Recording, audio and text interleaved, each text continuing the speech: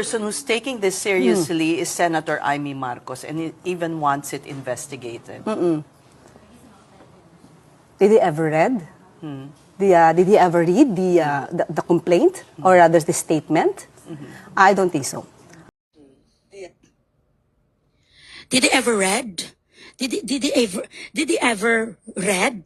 Did they ever read?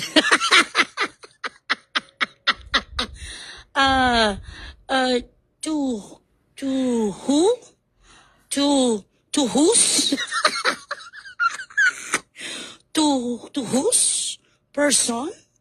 The billions and millions of money?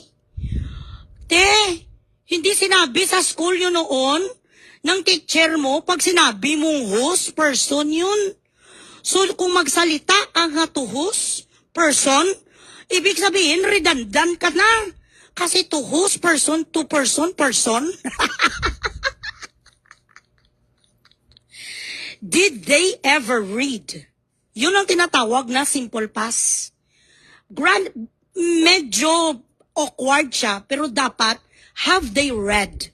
Ganun lang kasimple dapat Ang mga simple nga mga English, hindi ka marunong bilatsing iloy mo. Did they ever read? Did they ever read?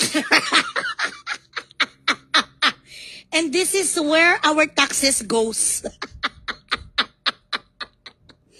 Ito po ang pinupuntahan ng ating taxes na nanggaling sa ating dugot pawis. Ang matalino, ang cum laude ng Harry Potter University. Kumuha ang bilatsing iloy sang kurso na isprikitik. Major in palalolo, palaitot, kurukurukukok. Yan si Auntie Claire, mayroon siyang PhD sa linggo ng wika at pagsasalita ng sariling atin. Kasimple-simple kaya pala tuwing tinatanong ng mga media. Araw-araw na ginawa ng Diyos, pinipili niya na sagutin lamang ito ng Tagalog dahil hindi po talaga siya marunong ng salitang banyaga. Kaya ang mga taong nakikinig sa atin sa international na media sa buong bansa ay hindi alam kung ano ang totoong nangyayari sa Pilipinas dahil ang ating spokesperson doon sa Malacanang ay isang Bubita Jones. Thank you so much for subscribing.